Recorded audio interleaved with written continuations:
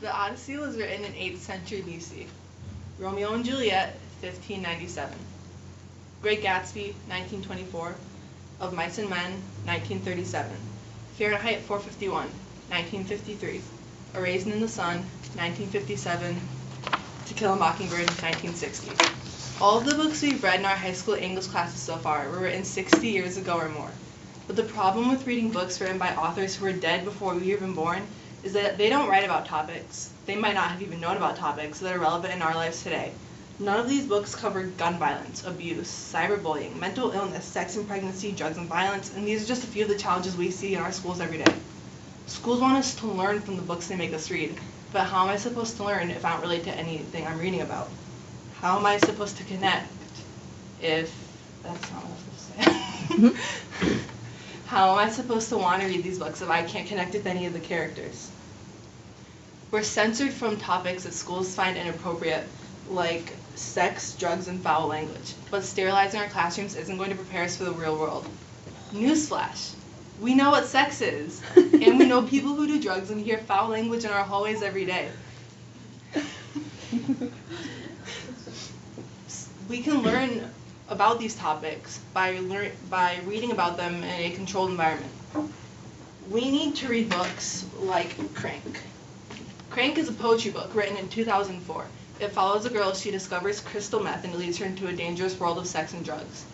The book is graphic, yes, but many reviews say that it scared the readers from ever wanting to try drugs. And wouldn't schools rather have us be too scared to start drugs than to just try because we're curious? Schools like to think that we live sheltered, perfect lives, but that's just not the case. They restrict our learning to keep the illusion that we're all shining poster children. But we need books with real characters facing real issues if they want us to relate. We need books like Looks. Looks was written in 2008. It follows two girls, one struggling with anorexia and the other struggling with binge eating disorder, and their unlikely friendship. It may seem like a book that doesn't belong in the classroom because it can make students uncomfortable, but in reality, it opens a necessary conversation in a controlled environment.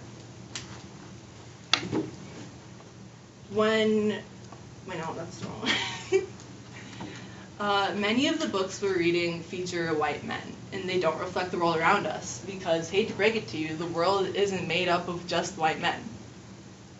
We subconsciously place ourselves in books and the characters we feel most related to. So for the 70% of the population made up of women and minorities, it's hard to feel as if we have a status in these books.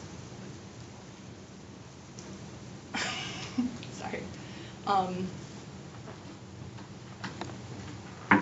When these characters are included, they're often minor characters or characters that are looked down upon. Ladies, I want to read about some strong, independent women. I want to read about girls like Star. In The Hate U Give, written in 2017, Star stands in front of the entire nation to defend her friend who was unfairly killed by the police. When we read books with characters like Star, we feel empowered. That's pretty much it, yeah. Everyone loves empowerment. When we read A Raisin in the Sun earlier this year, we covered racism and discrimination in gender roles in the 1950s. But that's the problem. We read about these topics in the context of the 1950s. So we think, oh, that sucked, but that was the olden days. It doesn't matter anymore. But if we read books like I Am Malala, written in 2013, then we would realize that there is still gender discrimination in our world today. If we read books like All American Boys, written in 2015, this book tackles discrimination by law enforcement in our world today. When we read books with old issues, we feel as if we can't do anything about it because it happened in the past. But when we read books that cover modern issues, it gives us the power to do something about it. So, if we know that teens are more likely to read books when they relate to the characters, why are we still reading books written by old white men? The most simple answer we're given is, it works. But to that I argue, no, it almost works.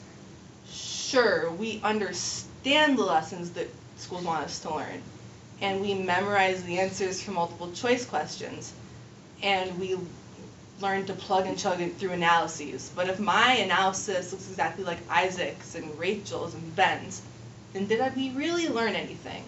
Or did we just repeat back to the teacher what they wanted us to learn and then forget about it for the next book? I'm not saying we need to take classics out of the curriculum because they are important. Classics make us better readers and writers. Classics can teach us about the world before us because we know that the world didn't start in 2002. And many of the themes in classics are timeless.